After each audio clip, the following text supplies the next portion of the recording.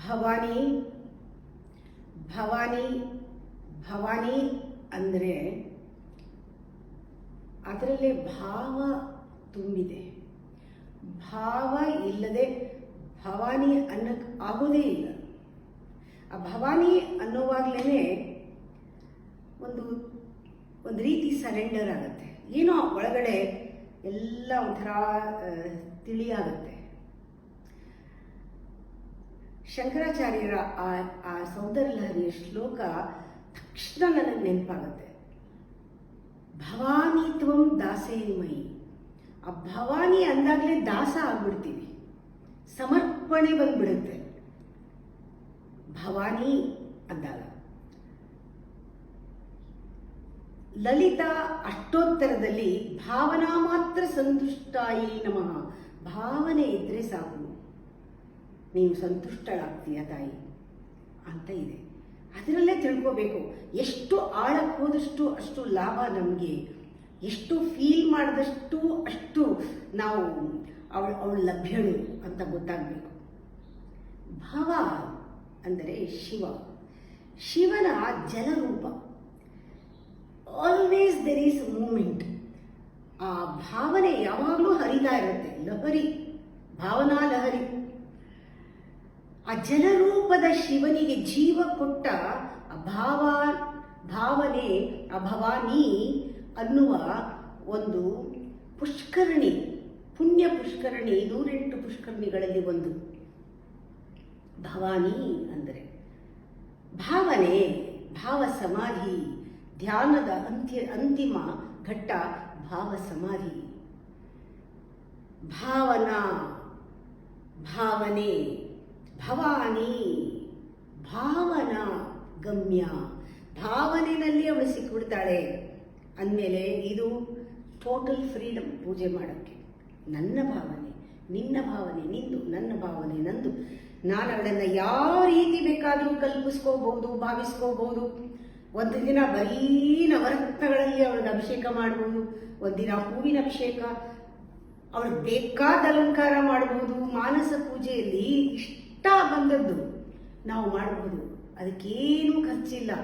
ಹೃದಯ ಬಿಚ್ಚಿ ಸುರಿಬಹುದು. ಭಾವನಾ ಗಮ್ಯ, ಭಾವನೆಗೆ ಸಿಗುವಳು. ಇದರಲ್ಲಿ 2 ವಿಧ ಇದೆ. ಒಂದು ಶಬ್ದ ಭಾವನ, ಇನ್ನೊಂದು ಅರ್ಥ ಭಾವನ. ಶಬ್ದ ಭಾವನ, ಅರ್ಥ ಭಾವನ ಎರಡಕ್ಕೂ ಗಮ್ಯಳು. ಶಬ್ದ ಭಾವನೆಯಲ್ಲಿ ನಾವು ಯಾವ್ಯಾವ ಶಬ್ದವನ್ನು ಪ್ರೀತಿಯಿಂದ ಬಳಸ್ತೀವಿ ಅದು ಸಾಧಕನ ಇಚ್ಛೆ. ಅರ್ಥ ಭಾವನೆ ನಮ್ಮ ಪ್ರವೃತ್ತಿ ಮೇಲೆ ಹೋಗುತ್ತೆ. ನಾವು ಎಷ್ಟು ಅರ್ಥ ಕೊಡ್ತೀವಿ ಸಾಧಕನ ಪ್ರವೃತ್ತಿಯ ಮೇಲೆ ಹೋಗುತ್ತೆ. ಯಾವುದೇ ಕೆಲಸ ನೀವು ಮಾಡಿ ಆ ಕರ್ಮ ನಮ್ಮ ಚಿತ್ತವನ್ನು ಶುದ್ಧಿ ಮಾಡಿದರೆ ಅದು ಅವಳಿಗೆ ತಲುಪಿರುತ್ತೆ. ಚಿತ್ತ ಶುದ್ಧಿ ಆಗೋದ್ರಿಂದ ಅದು ಭಕ್ತಿ ಅನ್ನೋದು ಆ ನಮ್ಮ ಕೆಲಸದಲ್ಲಿ ಇರುತ್ತೆ. ಯಾವ ಕರ್ಮದಿಂದ ಅವಳನ್ನು ಪಡಿಬಹುದು, ನಮ್ಮ ಚಿತ್ತ ಶುದ್ಧವಾಗುವ ಎಲ್ಲ ಕರ್ಮಗಳಿಂದ ಅವಳನ್ನು ಪಡಿಬಹುದು. ಕೂರ್ಮ ಪುರಾಣದಲ್ಲಿ ಭಗವಂತ ಕೂರ್ಮಾವತಾರ ತೆಗೆದುಕೊಂಡಾಗ ಇಂದ್ರದ್ಯುಮ್ನನಿಗೆ ಈ ಮಾತನ್ನು ಹೇಳ್ತಾನೆ. ಅಕ್ಷರ ಭಾವನೆಯಲ್ಲಿ ನನ್ನನ್ನು ನೀನು ಧ್ಯಾನಿಸಿದ್ರೆ, ಹರಿ ಅಂದರೆ ನಾನು ಎದುರುಗಡೆ ಕಾಣಿಸ್ಬಿಡ್ತೀನಿ ಅಂತ, ಪ್ರತ್ಯಕ್ಷ ಆಗ್ಬಿಡ್ತೀನಿ ಅಂತ. ಮಹೇಶ್ವರ ಭಾವನೆಯಲ್ಲಿ ನೀನೇನಾದರೂ ಧ್ಯಾನ ಮಾಡಿದ್ರೆ ಅವ್ಯಕ್ತ ರೂಪದಲ್ಲಿ ಕಾಣ್ತೀನಿ ನಾನು ಶಿವನಾಗಿ ನಿನಗೆ. ನೀನು ಬ್ರಾಹ್ಮಿ ಧ್ಯಾನದಲ್ಲಿ, ಬ್ರಾಹ್ಮಿ ಆ ಒಂದು ಭಾವನೆಯಲ್ಲಿ ನೀನು ಧ್ಯಾನ ಮಾಡಿದರೆ ನಾನು ಸಗುಣ ಬ್ರಹ್ಮನಾಗಿ ನಿನ್ನಲ್ಲೇ ನಾನು ಕಾಣಿಸ್ಕೊತೀನಿ. ಇದೆಲ್ಲ ಏನು? ಇದೆಲ್ಲ different States of our meditation. ಒಂದು ಅಕ್ಷರ ಭಾವನೆ ಅಂದಾಗ ಸಕಲಾ ಸ್ಥಿತಿ ಅಂತಾರೆ. ಅಂದರೆ ಸಕಲಾ ಸ್ಥಿತಿ ಅದು ಮೂಲಾಧಾರದಿಂದ ಆಜ್ಞಾಚಕ್ರದವರೆಗೂ ಇದೆ. ಸಕಲಾ ನಿಷ್ಕಲಾ ಸ್ಥಿತಿ ಉನ್ಮಿನಿ ಅವಸ್ಥೆ ಅಂತಾರೆ. ಬರೀ ನಿಷ್ಕಲಾ ಸ್ಥಿತಿ ಪರಮಬಿಂದು ಅವಸ್ಥೆ ಅಂತಾರೆ. ಹಾಗೆ ಭವಾನಿ ಭಾವನಾ ಗಮ್ಯ. ಯಾವ ರೀತಿ ಅವಳನ್ನು ನಾವು ಪಡ್ಕೋಬಹುದು. ಗಮ್ಯ ಅಂದರೆ ಗಳಿಸ್ಕೋಬಹುದು ಅವಳನ್ನು. ನಾನು ಯಾವಾಗಲೂ ಹೇಳ್ತೀನಿ, ರಜೋಗುಣ ತಮೋಗುಣ ಅಂದಾಗೆಲ್ಲ ಬರೀ ರಜಸ್ಸು ತಮಸ್ಸು ಒಂದು ಬಿಟ್ಬಿಡಲ್ಲ. ನಮ್ಮಲ್ಲಿರುವ ರಾಕ್ಷಸತ್ವ, ಪಶುತ್ವ, ಪ್ರಾಣಿತ್ವ ಅಂತ ಹೇಳ್ತಾ ಇರ್ತೀನಿ. ಯಾಕೆ ಅಂದ್ರೆ ಒಳಗಡೆ ನಮ್ಮಲ್ಲಿ ವಿಷ ಜಂತುಗಳಿಗಿಂತ ಕೀಳು ಮಟ್ಟದ ಭಾವನೆಗಳು ಮನುಷ್ಯನಲ್ಲಿ ಹೇಳಕ್ ಸಾಧ್ಯ. ದುಷ್ಟ ಮೃಗಗಳಾದ ಸಿಂಹ, ಹುಲಿ, ಕರಡಿಗೆ ಒಂದು ದುಷ್ಟ ಕೋಪದ ಒಂದು ಕ್ರೋಧದ ಒಂದು ಇದೆಯಲ್ಲ, ಇವೆಲ್ಲ ಮನುಷ್ಯನಲ್ಲಿ ಇರಕ್ ಸಾಧ್ಯ. ನಮ್ಮ ಜನ್ಮದಲ್ಲೂ ಅದನ್ನು ಹೊತ್ಕೊಂಡು ಬರ್ತಾ ಇದ್ದೀವಿ. ಅದರಿಂದನೇ ಆ ಭಾವ, ಈ ಒಂದು ಭಾವ ಅಂದ್ರೆ ಸಂಸಾರ ಅಂತ ತಗೊಂಡ್ರೆ ಇದು ಒಂದು ಗುಂಡಾರಣ್ಯ, ಅದರಲ್ಲಿ ದುಷ್ಟ ಪ್ರಾಣಿಗಳಿರುವ ಗುಂಡಾರಣ್ಯ. ಅಮ್ಮ ನೀನು ಆ ಸಂಸಾರವನ್ನ ನಾಶ ಮಾಡ್ಬೇಕಾದ್ರೆ ಕೊಡ್ಲಿ ಆಗಿದೆಯಮ್ಮ, ಹಾಕು ಕೊಡ್ಲಿನ ಅಂತ ಕೇಳುತ್ತೆ. ಭವಾನಿ ಭಾವನಾಗಮ್ಯ ಭವಾರಣ್ಯ ಕುಟಾರಿಕ. ಎಷ್ಟು ಅದು ಒಟ್ಟಿಗೆ ಹೇಳಬೇಕು, ಎಂತ ಅವಾಗ ಭಾವನೆ ಬರುತ್ತೆ. ಅಮ್ಮ ನನ್ನಲ್ಲಿರೋ ಎಲ್ಲ ಪ್ರಾಣಿಗಳನ್ನ ಹಿಂಸಿಸಿ ತೆಗೆದುಬಿಡು, ಪಶುಗಳನ್ನ ತೆಗೆದುಬಿಡು ನನ್ನಿಂದ ಅಂತ. ಅದು ಭಾವನೆ, ಆ ಭಕ್ತಿ ಬಂದಾಗ ಇದೆಲ್ಲ ನಿವಾರಣೆ ಆಗುತ್ತೆ. ಭದ್ರಪ್ರಿಯ ಅಂತ ಹೇಳ್ತೀವಿ. ಭದ್ರ ಅಂದಾಗ ಇಲ್ಲಿ ಮಂಗಳಕರವಾದದ್ದು, ಅದು ತುಂಬಾ ಇಷ್ಟ ಅವಳಿಗೆ. ಭದ್ರಪ್ರಿಯಳು, ಮಂಗಳಕರವಾದದ್ದು ಅಂದಾಗ ಶುದ್ಧವಾದ ನೀರು ನೋಡಿ, ಜಲ ಮಂಗಳ. ಅದಕ್ಕೆ ಆ ಜಲಸ್ವರೂಪದ ಶಿವನಿಗೆ ನಾವು ಭದ್ರಮೂರ್ತಿ ಅಂತ ಹೇಳ್ತೀವಿ. ಭದ್ರ ಅಂತ ಹೇಳ್ತೀವಿ ಶಿವನಿಗೆ. ಆ ಭದ್ರ, ಆ ಒಳ್ಳೆ ಶುದ್ಧವಾದ ನೀರಿನ ಜೊತೆಗೆ ಹೇಗೆ ಸೇರ್ಕೊಳ್ಳುತ್ತೋ ಹಾಗೆ ನಮ್ಮ ದೇಹಕ್ಕೆ ದೇಹ ಸಂಪರ್ಕ ಬರದೇ ಇರೋದೆಲ್ಲವೂ ಕೂಡ ಮಂಗಳವೇ. ದೇಹ ಸಂಪರ್ಕಕ್ಕೆ ಬಂದಿದ್ದೆಲ್ಲ ಅಶುಭ, ಅಮಂಗಳವೇ. ಯಾವಾಗ ನಮ್ಮ ಆತ್ಮವನ್ನ ಫೀಲ್ ಮಾಡ್ತೀವಿ, ಇಮ್ಮಿಡಿಯೇಟ್ ಆಗಿ ಅವರ್ ಬಾಡಿ ಬಿಕಮ್ಸ್ ಮಂಗಳ. ಆತ್ಮದ ಜೊತೆಗೆ ನಾವು ಗುರುತಿಸ್ಕೊಂಡಾಗ ನಮ್ಮ ಮೈಂಡ್ ಬಿಕಮ್ಸ್ ಮಂಗಳ. ಆತ್ಮದ ಜೊತೆ ಗುರುತಿಸ್ಕೊಂಡಾಗ ನಮ್ಮ ಬುದ್ಧಿ ಬಿಕಮ್ಸ್ ಮಂಗಳ. ಆತ್ಮದ ಜೊತೆ ಗುರುತಿಸ್ಕೊಂಡ್ರೆ, ಇಲ್ಲದೆ ಇದ್ರೆ ಆತ್ಮನ ಮರೆತು ಬಿಟ್ರೆ, ನಾನೇನು ಅನ್ನೋದು ಮರೆತು ಬಿಟ್ಟಾಗ, ಆ ನಿಶ್ಚಲ ತತ್ವವನ್ನು ಮರೆತು ಬಿಟ್ಟಾಗ ದೇಹ, ಮನಸ್ಸು ಎಲ್ಲವೂ ಮಲಿನ, ಎಲ್ಲವೂ ಅಮಂಗಳ. ಭದ್ರಪ್ರಿಯ, ಭದ್ರಮೂರ್ತಿ ಅಂತ ಹೇಳಿದ್ರೆ ಆ ಭದ್ರಮೂರ್ತಿ, ಮಂಗಳ ಮೂರ್ತಿ ಯಾವುದ್ರ ಜೊತೆ ಇದ್ರೂ ಕೂಡ ಅದರ ಸ್ವಭಾವವನ್ನು ಬರ್ಸ್ಬಿಡುತ್ತದೆ. ಆತ್ಮದ ಸ್ವಭಾವ ಟಚ್ ಸ್ಟೋನ್ ತರ. ಆತ್ಮದ ಜೊತೆಗೆ ಯಾವುದನ್ನ ಇದ್ರೂ ಕೂಡ ಅದಕ್ಕೆ ಆ ಗುಣ ಬಂದ್ಬಿಡುತ್ತೆ. ಭದ್ರಮೂರ್ತಿ, ಭದ್ರಪ್ರಿಯ, ಭದ್ರಮೂರ್ತಿ, ಭಕ್ತ ಸೌಭಾಗ್ಯದಾಯಿನಿ. ನಿಜವಾಗ್ಲೂ ಭಕ್ತರ ಸೌಭಾಗ್ಯ ಏನು? ಎಷ್ಟೊಂದು ಸೌಭಾಗ್ಯಗಳನ್ನ ಲಿಸ್ಟ್ ಮಾಡ್ತೀವಿ. ಇದರಲ್ಲಿ ನಚಿಕೇತನ ಕಥೆ ಒಂದು ತಿಳ್ಕೊಂಡ್ಬಿಟ್ರೆ ನಿಜವಾಗ್ಲೂ ಭಕ್ತರಿಗೆ ಸೌಭಾಗ್ಯ ಯಾವುದು ಅಂತ ಗೊತ್ತಾಗುತ್ತೆ.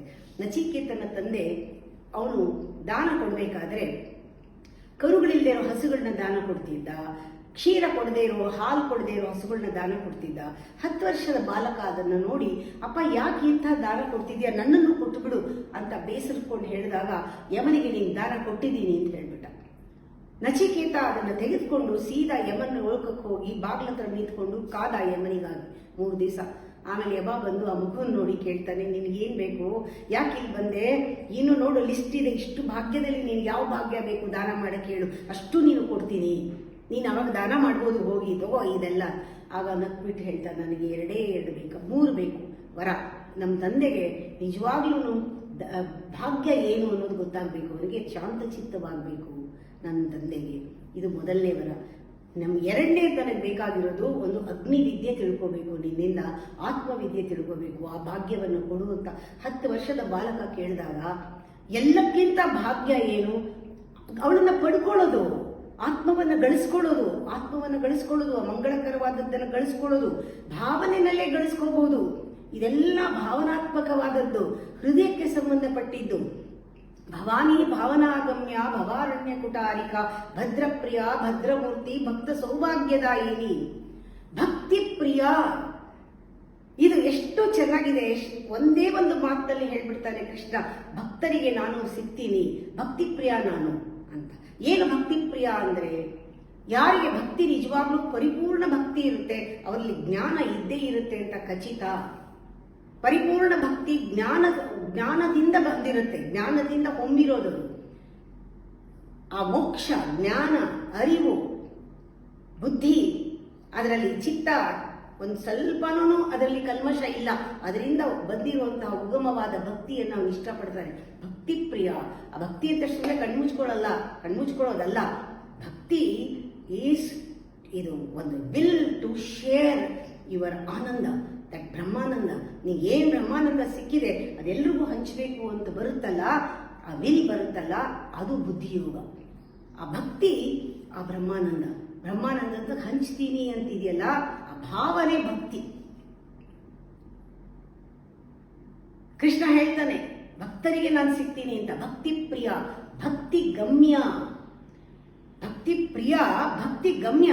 ಭಕ್ತಿ ಗಮ್ಯ ಅಂದ್ರೇನು? ಭಕ್ತಿ ಗಮ್ಯ ಅಂದಾಗ ನಾವು ಇಲ್ಲಿ ಒಂದು ಇದನ್ನು ತಿಳ್ಕೋಬೇಕು. ಏನು ಭಕ್ತಿ ಗಮ್ಯ? ಭಕ್ತಿಯಿಂದ ಪಡ್ಕೊಳ್ಳೋದು. ಭಕ್ತಿ ಗಮ್ಯ, ಭಕ್ತಿಯಿಂದ ಗಳಿಸ್ಕೊಳ್ಳೋದು ಭಕ್ತಿ ಗಮ್ಯ. ಯಾರಿಗೆ ಆ ಭಕ್ತಿ ಇದೆ ಅವರಿಗೆ ಅದು ಸಿಗತ್ತೆ. ಭಕ್ತಿ ಗಮ್ಯ, ಭಯಾಪಹ. ಈಗ ತಿಳ್ಕೊಳ್ಳಿ, ಮೊದಲು ಭಯಾಪಹ ಹೇಳಿದ್ರೆ ಭಕ್ತಿ ಗಮ್ಯ ಗೊತ್ತಾಗುತ್ತೆ. ಅದಕ್ಕೋಸ್ಕರ ಸ್ವಲ್ಪ ಇದು ಹೇಳೋ ಅದು ಹೇಳೋ ಅಂತ ನಿಲ್ಲಿಸಿದೆ. ಭಯಾಪಹ, ಸಾವಿನ ಭಯವೇ ಮನುಷ್ಯನಿಗೆ ಒಂದು ಬೇಸಿಕ್ ಫಿಯರ್ ಎಲ್ಲರಲ್ಲೂ ಇರೋದು. ಅದರಿಂದ ನಮಗೆ ಭಯಗಳು ಹುಟ್ಟತ್ತೆ. ಎಷ್ಟು ಭಯಗಳು ಹುಟ್ಟತ್ತೆ ಅಂದರೆ ನಮಗೆ ತಕ್ಷಣ ಭೋಗ ಭಯ. ಇವತ್ತಿಷ್ಟು ಚೆನ್ನಾಗಿದ್ದೀನಲ್ಲ, ನಾಳೆ ಇವೆಲ್ಲ ಹೊರಟೋಗ್ಬಿಟ್ರೆ ಭಗವಂತ ಇಲ್ಲಿ ಇಷ್ಟ್ರ ಮಟ್ಟಿಗೆ ಇಟ್ಟಿರಪ್ಪ. ಭಯ ಬಂದಾಗ ನಾವು ಕೇಳೋದು ಹೀಗೆ, ನನ್ನನ್ನು ಇಷ್ಟ್ರ ಮಟ್ಟಿಗೆ ಇಟ್ಟಿರು. ಭೋಗ ಭಯ, ರೋಗ ಭಯ. ಅಯ್ಯೋ ಅವ್ರಿಗೆ ಕರೋನಾ ಬಂತಂತೆ, ನಮಗೂ ಕರೋನಾ ಬಂದ್ಬಿಟ್ರೆ ಬೇಡಪ್ಪ. ಅವ್ರಿಗೆ ಇನ್ನೇನೋ ಕಾಯಿಲೆ ಇದೆ, ಅವ್ರಿಗೆ ಬಂದಿರೋ ಕಾಯಿಲೆ ನನಗೆ ಬರೋದು ಬೇಡಪ್ಪ. ರೋಗ ಭಯ, ಭೋಗ ಭಯ, ರೋಗ ಭಯ. ಆಮೇಲೆ ಇದ್ರ ಜೊತೆಗೆ ಕುಲ ಭಯ. ರೋಗ ಭಯ, ಭೋಗ ಭಯ, ರೋಗ ಭಯ, ಕುಲ ಭಯ. ಅಂದ್ರೆ ನಮ್ಮ ಕುಲನ, ನಮ್ಮ ಮಕ್ಕಳಿಂದ ಕುಲದ ಹೆಸರು ಹಾಳಾದ್ರೆ ಅನ್ನೋ ಭಯ ಎಲ್ಲಾರನ್ನೂ ಕಾಡ್ತಾ ಇರುತ್ತೆ. ಕುಲ ಭಯ. ಮಿತ್ರ ಭಯ, ಸ್ನೇಹಿತರು ಬಿಟ್ಟು ಹೋಗ್ತಾರೆ ಅನ್ನೋ ಭಯ. ಅದಕ್ಕೆ ನಾವು ಕೇರ್ಫುಲ್ ಆಗಿರ್ತೀವಿ, ಬಿಟ್ಟು ಹೋಗ್ಬಾರ್ದು ಯಾರು ನನ್ನನ್ನ. ಮಿತ್ರ ಭಯ. ವಿತ್ತ ಭಯ, ನಾನು ಇಟ್ಕೊಂಡಿರೋ ಹಣ ಎಲ್ಲ ಕೂಡಿಟ್ಕೊಂಡಿರೋದು ಯಾರಾದ್ರೂ ತಗೊಂಡ್ಬಿಟ್ರೆ ವಿತ್ತ ಭಯ. ಮಿತ್ರ ಭಯ, ವಿತ್ತ ಭಯ, ಕುಲ ಭಯ. ಎಷ್ಟು ಚೆನ್ನಾಗಿದೆ. ಈ ಭಯಗಳೆಲ್ಲ ಮನುಷ್ಯನ ಕಾಡ್ತಾ ಇರುತ್ತೆ. ಇನ್ನೊಂದು ಮರ್ಯಾದಾ ಭಯ, ಮರ್ಯಾದೆ ಹೋಗುತ್ತೆ ಅನ್ನೋ ಭಯ. ಅದರ ಜೊತೆಗೆ ಗುಣ ಭಯ. ನನ್ನ ಗುಣಗಳಿಗಿಂತ ಹೆಚ್ಚಿನ ಗುಣ ಯಾರಿಗಾದ್ರೂ ಇದ್ರೆ ಅಪ್ರಿಸಿಯೇಷನ್ ಎಲ್ಲ ಅವ್ರು ಹೊಟ್ಟೋದ್ರೆ ಗುಣ ಭಯ. ರೂಪ ಭಯ, ಈ ರೂಪ ಹೀಗಿದೆ, ನಾಳೆ ಇದೆಲ್ಲನೂ ಕೂಡ ವಯಸ್ಸಾಗ್ತಾ ರೂಪ ಮಂದ ಆಗ್ಬಿಟ್ರೆ, ಕರ್ಗೋದ್ರೆ ನಾನಿವಾಗ ಹೀಗಿದ್ರೆ ನಾಳೆ ಹೀಗಿರಲ್ವಲ್ಲ, ಹೀಗಾಗ್ಬಿಟ್ರೆ ವೃದ್ಧಾಪ್ಯ ಬಂದ ಹಾಗಾಗ್ಬಿಟ್ರೆ, ಇಂಥ ಕಲ್ಪನೆ ಅದು ಬಹಳ ಭಯಾನಕ. ರೂಪ ಭಯ, ಗುಣ ಭಯ, ರೂಪ ಭಯ. ಶಾಸ್ತ್ರ ಭಯ, ನನ್ಗಿಂತ ಹೆಚ್ಚಿನ ಯಾರಾದ್ರೂ ಗೊತ್ತಾಗಬಾರ್ದು, ನಂಗೆ ಹೆಚ್ಚು ಗೊತ್ತಾಗಬೇಕು. ಬಲ ಭಯ, ಈ ಬಲಾನು ಅಷ್ಟೇ. ನನ್ಗಿಂತ ಹೆಚ್ಚು ಬಲಶಾಲಿಗಳು ಬಂದ್ಬಿಟ್ರೆ ಎಲ್ಲಾ ತರ ಬಲಗಳನ್ನು ಉಪಯೋಗಿಸ್ಬೋದು. ದೇಹ ಬಲ, ಮನೋಬಲ, ಆತ್ಮಬಲ ಎಲ್ಲ ಇರೋರು ಬಂದ್ಬಿಟ್ರೆ ಅಂತ ಭಯ. ಬಲ ಭಯ, ಇವೆಲ್ಲ ಭಯಗಳು ಕಾಡುತ್ತೆ. ಎಲ್ಲ ಭಯಾಪಹ. ಈ ಭಯಗಳನ್ನೆಲ್ಲ ಹೋಗ್ಬೇಕಾದ್ರೆ ಭಕ್ತಿ ವಶ್ಯ, ಅವಳನ್ನ ವಶಪಡಿಸ್ಕೊಂಡ್ರೆ ಇದೆಲ್ಲ ಹೋಗುತ್ತೆ. ಯಾವುದು ಭಕ್ತಿ ವಶ್ಯ? ಏನೇನು ವಶಪಡಿಸ್ಕೊಂಡ್ರೆ ಅವಳು ಹೇಗೆ ನಮಗೆ ವಶ ಆಗ್ತಾಳೆ ಅಂದಾಗ, ನಮ್ಮ ನಿತ್ಯ ಜೀವನದಲ್ಲಿ ಮಹಾತ್ಮರಿದ್ರೆ ಮಹಾತ್ಮರ ಗುಣಗಳನ್ನ, ಒಳ್ಳೆ ಗುಣಗಳು ಯಾರನ್ನಾದ್ರೂ ನೋಡಿದ್ರೆ ಅದರಲ್ಲಿ ಹೊಟ್ಟೆ ಉರಿ ಪಡೆದೆ ಅಪ್ರಿಷಿಯೇಟ್ ಮಾಡೋದು, ಆಸಕ್ತಿಯನ್ನು ತೋರಿಸೋದು. ಆಸಕ್ತಿ ಅನ್ನೋದು ಇಲ್ಲಿ ಒಂದು ಅವರಲ್ಲಿ ಪ್ರೀತಿಸೋದು ಅಂತ ಅರ್ಥ. ಆ ಆಸಕ್ತಿಗೆ ಅವಳು ಸಿಗ್ತಾಳೆ. ಒಂದು ಮಹಾತ್ಮ ಗುಣ ಆಸಕ್ತಿ ಅಂತ ಹೇಳ್ತಾರೆ, ಒಂದು ಆಸಕ್ತಿ ಅದು. ಎರಡನೇದು ರೂಪಾಸಕ್ತಿ. ಎಲ್ಲರಲ್ಲೂ ಕೂಡ ಚೆನ್ನಾಗಿ ಬ್ಯೂಟಿಫುಲ್ ಆಗಿರೋದನ್ನೆಲ್ಲ ಮನಸ್ಸಲ್ಲಿ ಒಂದು ಸ್ವಲ್ಪನೂ ಇಟ್ಕೊಂಡೆ ಚೆನ್ನಾಗಿದೆ ಅಂತ ಹೇಳಕ್ಕೇನು, ಅದನ್ನ ಪ್ರಿಪೇರ್ ಮಾಡ್ಕೊಂಡು ಹೇಳೋದಲ್ಲ. ಸಹಜವಾಗಿ ನಮಗೆ ಎಷ್ಟು ಚೆನ್ನಾಗಿದೆ ಅಂತ ನಮ್ದು ಹೇಳ್ದಂಗೆ ಬೇರೆಯವ್ರಿಗೆ ಹೇಳೋದು. ಅದೆಷ್ಟೋ ಸತಿ ಬರಲ್ಲ, ಅವಾಗ ಪರೀಕ್ಷೆ ಮಾಡ್ಕೋಬೇಕು. ಯಾಕೆ ಇದಕ್ಕೆ ಮಾತ್ರ ಖುಷಿ ಆಗುತ್ತೆ, ಅದಕ್ಕೆ ಖುಷಿ ಆಗಲ್ಲ ನನಗೆ, ಇಲ್ಲಿ ತಿದ್ಕೋಬೇಕು ನಾವು. ನಮ್ಮ ಮಕ್ಕಳು ನೋಡಿದ್ರೆ ಖುಷಿ ಆಗುತ್ತೆ, ಅವ್ರ ಮಕ್ಕಳು ನೋಡಿದ್ರೆ ಯಾಕೆ ಖುಷಿ ಆಗಲ್ಲ, ಇಲ್ಲಿ ತಿದ್ಕೋಬೇಕು. ಅದನ್ನ ಹೇಳ್ತಾರೆ ರೂಪ ಭಯ. ಆಮೇಲೆ ಪೂಜಾ ಆಸಕ್ತಿ, ರೂಪವನ್ನ ನಾವು ಮೆಚ್ಚೋದು, ಅದರಿಂದ ಎಷ್ಟೋ ಭಯಗಳು ಹೋಗುತ್ತೆ. ರೂಪಾಸಕ್ತಿ ಆದ್ಮೇಲೆ ನಮ್ಮಲ್ಲಿ ಬರಬೇಕಾಗಿರೋದು ಪೂಜಾಸಕ್ತಿ. ಪೂಜಾ ಅಂದ್ರೇನೆ ಇಲ್ಲಿ ಸೇವೆ ಅಂತ ಬರುತ್ತೆ. ಆ ಸೇವೆಯನ್ನ ಮಾಡುವುದು, ಆ ಸೇವೆ ನೋಡಿ. ಇದು ಭಕ್ತಿ ಅನ್ನೋದಿದೆಯಲ್ಲ, ಈ ಭಕ್ತಿ ಅನ್ನೋದು ಒಂದು ಧಾತುವಿನಿಂದ ಬಂದಿದೆ. ಆ ಧಾತುವಿನ ಅರ್ಥ ಸೇವಾ ಅಂತ. ಅದಕ್ಕೆ ಸೇವಾ ಅನ್ನೋದು ಡಿವೋಟ್ ಅಂತ. ಡಿವೋಷನ್ ಇಂಗ್ಲಿಷ್ನಲ್ಲೂ ಕೂಡ ಅದೇ ಮೂಲ ಬರೋದು. ಡಿವೋಟ್ ಅಂತ. ಆ ಸೇವಾ, ಆ ಪೂಜೆ ಅಂದರೆ ಸೇವಾ, ಸೇವೆಯಲ್ಲಿ ಆಸಕ್ತಿ. ಎಲ್ಲ ಒಂದು ಅತಿಥಿಗೆ ಸತ್ಕಾರ ಮಾಡೋದು, ಸೇವೆ ಮಾಡೋದು, ಅದನ್ನ ಮಾಡಿದ್ರೆ ಅವಳನ್ನ ನಾವು ಪಡ್ಕೋಬಹುದು. ಇದರಿಂದ ಅವಳನ್ನ ವಶಪಡಿಸ್ಕೋಬಹುದು. ಆಗ ನಮ್ಗೆ ಈ ಭಯ ಹೋಗುತ್ತೆ, ಇದರಿಂದ ಈ ಭಯ ಹೋಗುತ್ತೆ. ಸೇವಾಸಕ್ತಿ. ಆಮೇಲೆ ನಮ್ಮಲ್ಲಿ ಒಂದು ದಾಸ್ಯಾಸಕ್ತಿ. ದಾಸ್ಯಾಸಕ್ತಿ ಅಂದ್ರೆ ಆಂಜನೇಯನ ಜ್ಞಾಪಿಸ್ಕೊಂಡ್ರೆ ಸಾಕು. ಯಾಕೆ ಇವನ್ನೆಲ್ಲ ಜ್ಞಾಪಿಸ್ಕೋಬೇಕು? ಆಂಜನೇಯನ ಜ್ಞಾಪಿಸ್ಕೊಂಡು ಜೈ ಹನುಮಾನ್ ಅನ್ನೋದಲ್ಲ. ಅವನ ದಾಸ್ಯ, ರಾಮನಲ್ಲಿ ಯಾವ ರೀತಿ ದಾಸ್ಯ ಇತ್ತು, ಅವನಿಗೆ ಭಕ್ತಿ ಇತ್ತು, ಅದಕ್ಕೆ ನಮ್ಗೆ ಆಸಕ್ತಿ ಬಂದಾಗ ಅವನ ಜ್ಞಾಪಿಸ್ಕೊಂಡಾಗೆಲ್ಲ ನಮ್ಮಲ್ಲಿ ಒಂದು ಭಕ್ತಿ ಬರಬೇಕು, ದಾಸ್ಯ ಭಕ್ತಿ ಬರಬೇಕು. ಆಮೇಲೆ ವಾತ್ಸಲ್ಯ ಭಕ್ತಿ. ರಾಘವೇಂದ್ರ ಸ್ವಾಮಿಗಳು ಮಗುವನ್ನ ವಾತ್ಸಲ್ಯ ಭಾವನೆಯಿಂದ ಅಪ್ಪ ಮಗು ಅಂತ ಆಡಿಸಿದ್ರು ಕೃಷ್ಣನ್ನ ಅಂತಾರೆ. ನಮ್ಗೆ ರಾಘವೇಂದ್ರ ಸ್ವಾಮಿ ಅಂದ ತಕ್ಷಣ ಅವ್ರ ಭಕ್ತಿಯೇ ನಮಗೆ ಗೊತ್ತಾಗ್ಬೇಕು. ಅವ್ರ ವಾತ್ಸಲ್ಯದ ಭಕ್ತಿಯ ಜೊತೆಲಿ ನಮಗೆ ಆಸಕ್ತಿ ಹುಟ್ಟಿದಾಗ ಅವಳು ನಮಗೆ ವಶ ಆಗ್ತಾಳೆ. ಅದು ನಿಜವಾದ ವಾತ್ಸಲ್ಯ. ಕಾಂತಾಸಕ್ತಿ ಅಂತ ಹೇಳ್ತಾರೆ, ಸಖ್ಯಾಸಕ್ತಿ ಅಂತ ಹೇಳ್ತಾರೆ. ಸಖ್ಯಾಸಕ್ತಿ ಅರ್ಜುನ ಕೃಷ್ಣ ನಾನು ಹಂಗೇನೆ ಎಲ್ಲರ ಜೊತೆನೂ ಆ ಸಖ್ಯ ಕೊಡಮ್ಮ ತಾಯಿ ಅಂತ ಸ್ನೇಹ ಬಯಸಿದಾಗ ಅವಳನ್ನ ವಶಪಡಿಸ್ಕೋಬಹುದು. ಸಖ್ಯಾಸಕ್ತಿ, ಕಾಂತಾಸಕ್ತಿ. ನೋಡಿ, ಅಕ್ಕ ಮಹಾದೇವಿ ಚನ್ನಮಲ್ಲಿಕಾರ್ಜುನನೇ ನನ್ನ ಗಂಡ ಅಂತ, ಭಕ್ತ ಮೀರ ಕೃಷ್ಣನೇ ನನ್ನ ಗಂಡ ಅಂತ. ಹಾಗೆ ಯಾವುದೋ ಒಂದು ಅದನ್ನ ನೋಡಿದಾಗ ಕಾಂತ ಆಸಕ್ತಿ ಅದು ನಮ್ಮಲ್ಲಿ ಬಂದಾಗ ಆ ಪರಮಾತ್ಮನನ್ನ, ಆ ದೇವಿಯನ್ನ ನಮಗೆ ವಶಪಡಿಸ್ಕೋಬಹುದು. ನಮ್ಮ ಎಷ್ಟೋ ಭಯಗಳು ಅದರಿಂದ ನಿವಾರಣೆ ಆಗುತ್ತೆ. ಕಾಂತ ಆಸಕ್ತಿ. ಆಮೇಲೆ ಆತ್ಮ ನಿವೇದನ ಆಸಕ್ತಿ. ಕೃಷ್ಣನಿಗೆ ಎಲ್ಲ ಗೋಪಿಕಾ ಸ್ತ್ರೀಯರು ನಿವೇದಿಸ್ಕೊಂಡ್ರಲ್ಲ, ಅದಾದ್ರೂ ಕೊಡಮ್ಮ, ಇದಾದ್ರೂ ಕೊಡು, ಇಲ್ಲ ಅದಾದ್ರೂ ಕೊಡು, ವಾತ್ಸಲ್ಯ ಆದ್ರೂ ಕೊಡು, ಸ್ನೇಹನಾದ್ರೂ ಕೊಡು, ಭಕ್ತಿ ಆದ್ರೂ ಕೊಡು, ಸೇವೆ ಆದ್ರೂ ಯಾವುದೋ ಒಂದು ಕೊಟ್ಟು ನಿನ್ನನ್ನು ವಶಪಡಿಸ್ಕೋಬೇಕು ನಾನು ಅನ್ನೋದು ಬರಬೇಕು. ಅದು ಆತ್ಮನಿವಾದನೆ. ಆಮೇಲೆ ಇನ್ನೊಂದು ಅದ್ರಲ್ಲಿ ಯಾವ್ದ್ರಲ್ಲಾದ್ರೂ ಒಂದಾದ್ರೂ ಆರಿಸ್ಕೊಂಡ್ರೆ ನಾವು ಆ ದೇವಿಯ ನಾಮ ಒಂದು ನಿಜವಾಗ್ಲೂ ಒಂದು ಬಾಣ ಆಗ್ಬಿಡುತ್ತೆ, ನಾವು ಬಿಲ್ ಆಗ್ಬಿಡ್ತೀವಿ.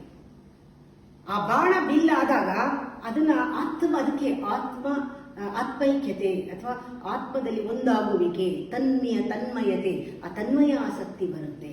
ಆ ತನ್ಮಯಾಸಕ್ತಿ ಬರಬೇಕು. ಎಲ್ಲ ಆಸಕ್ತಿಗಳು ಬಂದಾಗ ಕೊನೆಯಲ್ಲಿ ಬರುವುದು ಇದು ಗುರುತು. ನಾವು ಒಂದು ಸ್ಥಿತಿಗೆ ಮುಟ್ಟಿದ್ದೀವಿ ಅನ್ನೋ ಗುರುತು ಏನು ಅಂದ್ರೆ ಪರಮ ವಿರಹ ಆಸಕ್ತಿ. ಆ ವಿರಹ ಅನ್ನೋದಿದೆಯಲ್ಲ, ಪರಮಾತ್ಮನ ವಿರಹ. ಅಮ್ಮ ಅಮ್ಮ ಅಮ್ಮ ಅಂತ ವಿರಹ ಬಂದಾಗ ಆ ಭಕ್ತಿ ಒಂದು ಉತ್ಕೃಷ್ಟ ಸ್ಥಿತಿಗೆ ಹೋಗುತ್ತೆ. ಅವಳು ನಮಗೆ ವಶವಾಗ್ತಾಳೆ. It explores, your devotion explores at that level. ಆ ವಿರಹಾಸಕ್ತಿ ಉಂಟಾದಾಗ ಅವಳು ನಮಗೆ ಸಿಗ್ತಾಳೆ, ಅವಳನ್ನ ತಬ್ಕೊಳ್ಳೋಣ ಅನ್ಸುತ್ತೆ, ಆ ತರ ಸಿಗ್ತಾಳೆ. ಭಗವತ್ ಭವಾನಿ ಭಾವನಾಗಮ್ಯ ಅಂದಂಗೆ ಭಕ್ತಿ ಪ್ರಿಯ, ಭಕ್ತಿಗಮ್ಯ, ಭಕ್ತಿವಶ್ಯ, ಭಯಾಪಹ, ಭಕ್ತಿ ಗಮ್ಯ ಅಂದಾಗ ಅಲ್ಲಿ ನಾವು ಗಮ್ಯ ನೋಡ್ಕೊಳ್ಳೋದು ಸೇವೆ ಅಂತ. ತಂದೆ ತಾಯಿಗಳಿಗೆ ಸೇವೆ ಮಾಡೋ ಹೆಂಡತಿ ಮಕ್ಕಳು ಎಲ್ಲರಲ್ಲೂ ಗೌರವ ಸೇವೆ, ಪ್ರತಿಯೊಂದು ಸಂಬಂಧದಲ್ಲೂ ಕೂಡ ಇವೆಲ್ಲ ಬಂದಾಗ ನಾವು ಅವಳನ್ನ ಪಡ್ಕೋತೀವಿ. ಅವಳನ್ನ ಪಡ್ಕೊಳ್ಳೋಕ್ಕೆ ಈ ಸಂಸಾರ ಇರೋದು, ಅವಳನ್ನ ಅರ್ಥ ಮಾಡ್ಕೊಳ್ಳೋಕೆ ಈ ಸಂಸಾರದ ಇರೋದು, ನಮ್ಮ ಭಾವನೆಗಳನ್ನೆಲ್ಲ ಸುರಿದು ಅವಳನ್ನ ವಶ ಪಡ್ಕೊಳ್ಳೋಕೇನೆ ಇರೋದು. ತುಂಬಾ ಹತ್ತಿರದ ರಿಲೇಶನ್ಶಿಪ್. ಭಾವನೆಗಳನ್ನ ನೀವು ಕೊಟ್ಟು ಯಾವ ರೀತಿ ಆ ಎಲ್ಲ ಸಂಬಂಧಗಳನ್ನ ಇಟ್ಕೊಳ್ತೀರಾ, ಅವಳು ವಶ ಆಗ್ತಾಳೆ, ನಮ್ಮ ಭಯ ಎಲ್ಲ ಹೋಗುತ್ತೆ. ಭಯಾಪಹ. ಶಾಂಭವಿ ನೋಡಿ, ಇದು ತುಂಬಾ ಇಂಪಾರ್ಟೆಂಟ್. ಶಾಂಭವಿ ಅಂದ್ರೆ ಶಂಭುವಿನ ಹೆಂಡತಿ ಒಂದರ್ಥ. ಶಾಂಭವಿ ಮುದ್ರಾ ಅಂತಿದೆ, ಅದು ಹಾಕೊಂಡಾಗ ಭಕ್ತಿ ರಸ ಉಕ್ಕುವ ಮುದ್ರಾ ಇದು. ಶಾಂಭವಿ ಮುದ್ರದಲ್ಲಿ ಕೂತ್ಕೊಂಡು ನಾವು ಧ್ಯಾನ ಮಾಡಿದಾಗ ನಾವು ವಿಶಾರದರಾಗ್ತೀವಿ.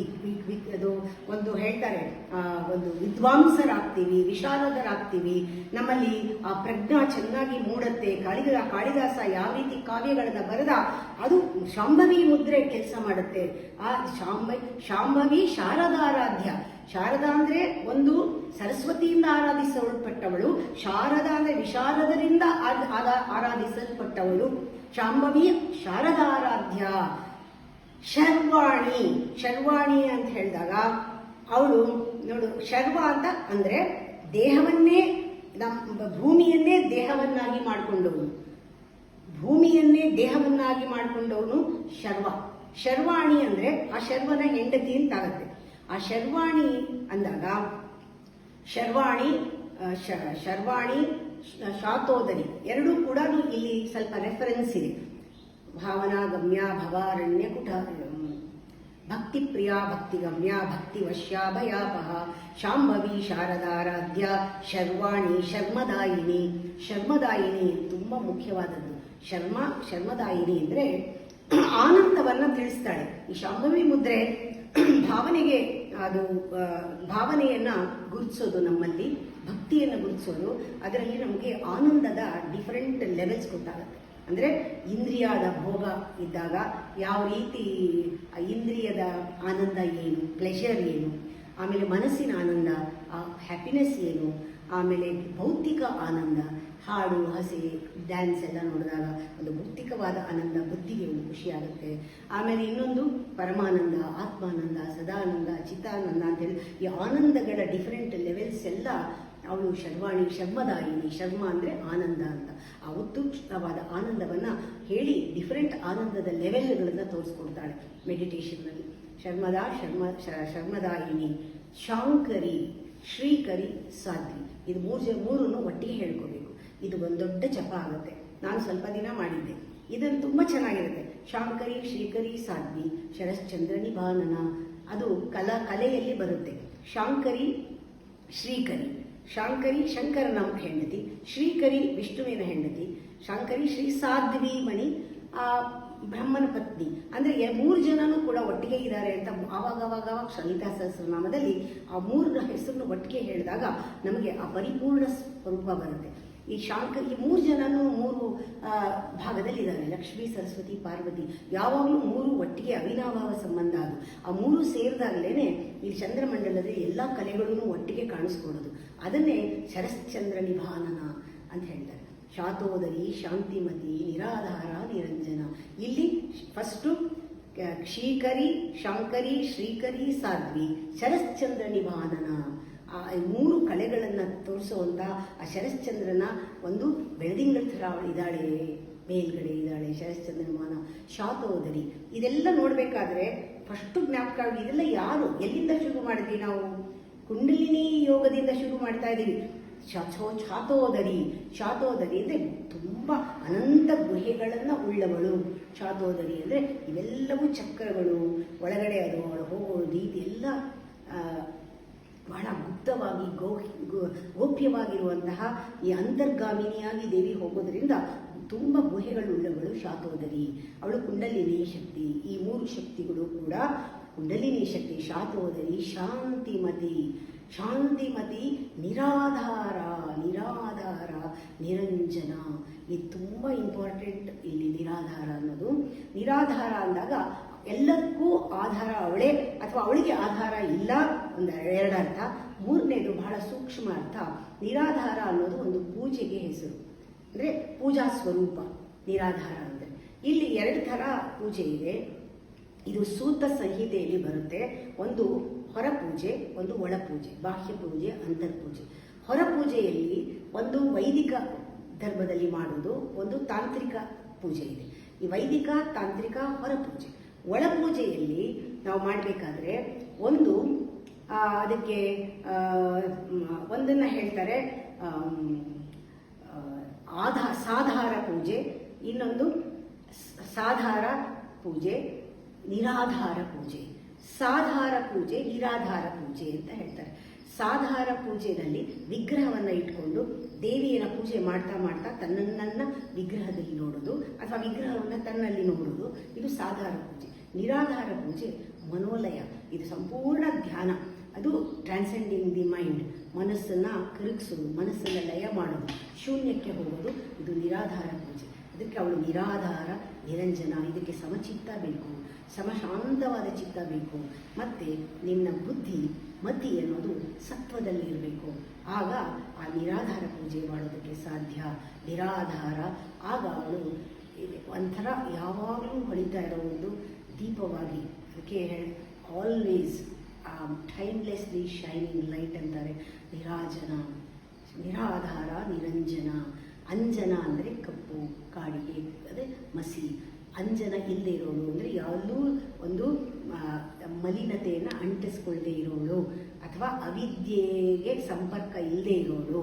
ಅವಿದ್ಯೆಗೆ ಸಂಪರ್ಕ ಇಲ್ಲದೆ ಇರೋಳು, ಅಜ್ಞಾನದಿಂದ ಅಜ್ಞಾನ ಅನ್ನೋ ಮಲಿನತೆಯನ್ನು ಬಿಟ್ಟವಳು, ಶುದ್ಧವಾಗಿರೋಳು, ಮಡಿಯಾಗಿರೋಳು ನಿರಂಜನ.